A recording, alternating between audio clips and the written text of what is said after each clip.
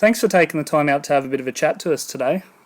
Thank you, man. Thank you. No worries at all. So, look, I'm going to get straight into it. This is going to be Lacuna Coil's first headline tour of Australia, and I think it's your first show here since Soundwave back in 2009. As some of your first headline performances in Australia, what are you sort of expecting from the crowd in terms of reactions and that at these shows?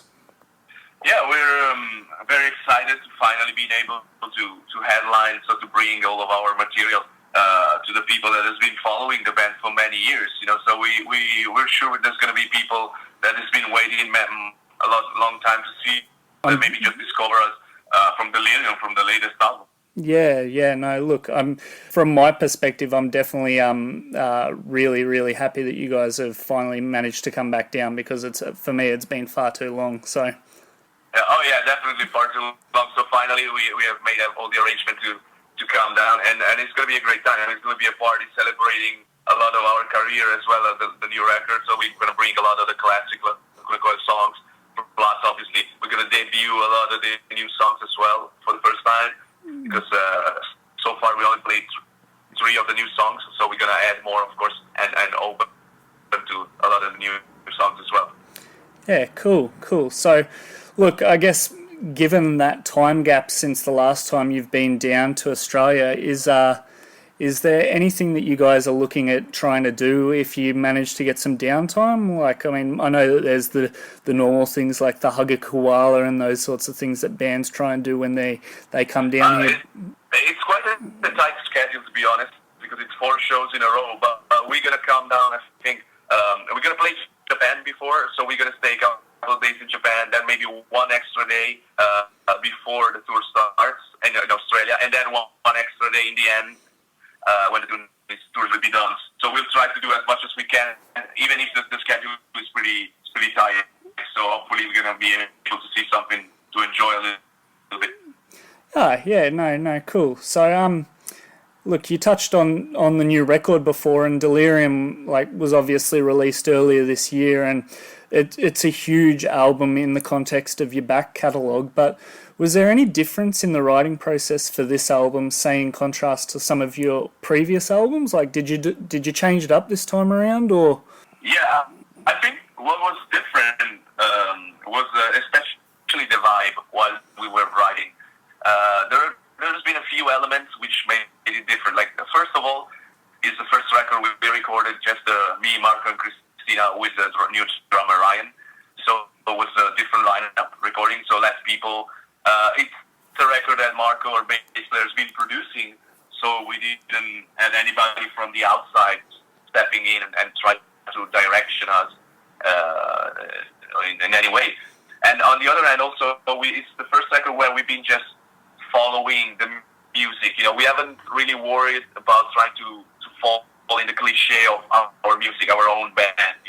So if a song was coming out heavy or dark, we were just pushing on the heaviness with like double bass or screaming vocals or growl vocals, instead of trying to maybe compromise it and try to make it a single out of it or a radio song. So in certain ways, there's been a spirit closer to the one of a record like Karma, for example, or Comalize, when we were a bit more naive, and we didn't experience much success at the time, and so we kind of just follow the music in the same way, So we have tried to don't do what people was expecting us to do. Yeah, no, and look, I mean, that certainly comes across with the record as well. It seems, I guess from my perspective, it seems a bit more organic than some of the other ones. And you can definitely tell that influence there, where you've sort of found either a riff or a drum beat and you've just followed it. And yeah, it really works well, so. I mean, we're very happy with the result, and a lot of people is writing us that they have, obviously there's people that just found out the band from the latest record, but also a lot of people that has been following us since Comalize or Karma Code, and they maybe lost us a little bit along the way, and they say that they really found us back with this record for some reasons, and that's pretty pleasing. It's a great satisfaction to be still able to communicate something like you did when you were something new. Obviously it's easier to surprise people when you're a new band. It's a bit harder when you are releasing your album number 8. And so for us, it's been a big success being able to surprise the press and the people. Yeah, no, definitely. Once again, definitely, and I think that a lot of people have sort of felt that surprise. So look, I know you've sort of touched on it a little bit before, but Delirium being the third album that's been released since the last time you came to Australia, fans obviously going to be treated to some of the songs off that as well as the back catalogue, but are albums like Dark Adrenaline and Broken Crown Halo, which were released in that interim period, are they also going to be touched on at all? Yeah, of course. We'll try to touch as many albums as we can, since it's the first time we're going to headline, and it's been a while since we've been there, so obviously we're going to try to have a complete portrait of our career, at least starting from Comalize to the Delirium, so that's going to be, I think, that the albums that we're going to touch, more or less. There will be a little bit more from this album or that album, but definitely the spectrum will go from Comalize to Delirium, I think. Yeah, no, look, that sounds awesome, because I know that I have a lot of friends that are long-time fans, and they're sort of itching to hear not only the newer material but some of that older material. So that balance will be good, I think. So. Yeah, definitely we need to do that. Yeah. So, look, I'm gonna, I guess, touch on a bit more of a trickier question here, which is something that, for me personally, I think it's quite unique in that not many other bands do this. But you guys have been tied to Century Media since 1997. That's almost 20 years, which, I mean, in the context of the modern music industry, bands are often shopping around each album for better or different deals. As a band that seems to have found the label that is perfectly suited to you, how's working with Century Media over the years been important to Lacuna Coil? I think we have a relationship with Century Media in which we've been growing together. We really seen the company from the little independent German label with the office in a little apartment to being sold to Sony for millions, like last year, So we, from the very beginning of the underground into the goals, that they've been achieving and that we've been achieving, and everything we've done in our career has been bigger than whatever we expected when we signed with them back then. Obviously, in all this year we had good and bad. We went through very happy times and very not happy times where we had discussions and with fights with them. I mean, it's normal. It's a long relationship, a working relationship, and obviously you're not always happy, you're not always fine, But I think that so far was always more of the positive than the negative, And they always treated us right, and they always gave us freedom, in terms of artistic freedom, and so and that's, we've always been happy, and I think we did a great job together. That's the important thing, isn't it? The artistic freedom, like that.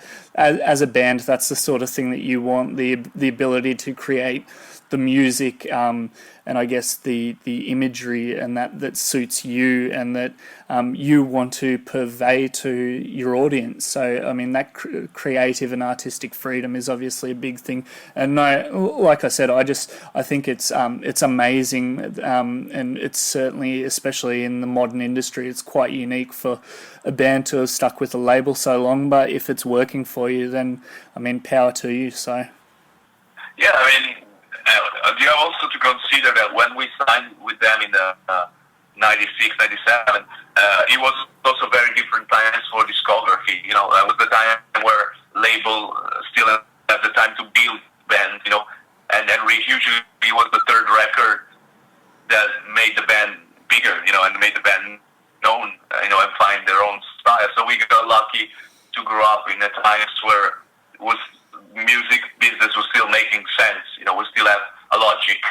Nowadays, it's really hard to understand where it's going, and it's very hard for new bands to be durable, So we got lucky with that.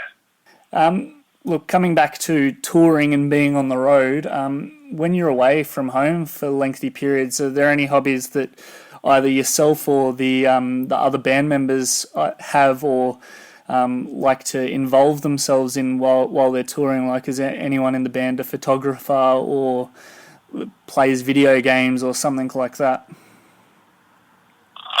Yeah. We do have a lot of little passions, like video game for sure, movies, hanging out with friends. That's what we miss the most when we're on the road. And then I like to go to art exposition. My dad is also a painter, so I like to help him do his little exhibition and stuff like that. So we're always into something. There's always something we like to do on a creative side, but we also work on other stuff for the band, like studying stuff for the image, looking for different opportunities. So also a little bit of management things. We're also helping some new Italian bands. We're working now on sort of helping them in production and management care. So we have a lot of things we do, and we like to do a little exercise, football. It's a lot of things. No, look, that's awesome, and I like what you mentioned there about helping some of the up-and-coming Italian bands. I mean, the scene over there, from the outside looking in, is booming at the moment, and you've got a lot of bands that are coming up through there. So, any assistance that yourself and some of the other bigger bands, such as like Talking Flesh God, Apocalypse, or Hour of Penance, like those sorts of Italian bands can provide to the up-and-comers is great, because there's definitely a great scene that's being grown in there, and it'll be good to see more come out of that. So we're working on one specific band that we're probably gonna try to take on tour with us. Not in Australia, obviously, because it'd be too expensive, but maybe in Europe. And they're also in the same kind of vibe as Flash God, but with a little different, but the same kind of technical / symphonic kind of metal. And so there's definitely a lot of new bands coming up, and hopefully they will have the right chance. Even if in Italy we still are the only band that has the mainstream kind of attention, but also we have more melodic, let's say, potential compared to other bands. Yeah. So, but definitely there is a growing underground scene. Yeah, no, look, that's awesome to hear, because the stuff that's been coming out of Italy lately has been amazing. So, I'm looking forward to seeing what more comes from there. So, touching back on touring again, you guys have been privileged to play on some of the biggest stages in the world, and not only that, but alongside some of the biggest names in metal. If you had to pick one or a handful of moments to describe as your most memorable, what would you pick? I would say that one special moment in our career, one defining moment for us, was when we did Ozfest in 2004, because that was the first time we were invited to the festival, and we were really feeling that the band was reaching a different level. We were selling a lot of albums. Call My Life was getting very popular. Heaven's Lie was being played in the radios in America. We felt we were playing alongside bands like Slipknot, Judas Priest, Slayer, Black Sabbath. So it was a moment where we seen our name associated to people we only seen in magazine before that day. So we really felt that was a turning point for us that lead us to the rest of our career, more like an international band, and not just like that particular weird band from Italy, Yeah, no, I definitely understand that. So, look, that's about all that I have for you here. But in closing, is there anything that you want to let the Australian fans know before the upcoming shows, before you come down? Is there anything that you or the band want to say for your Australian fans?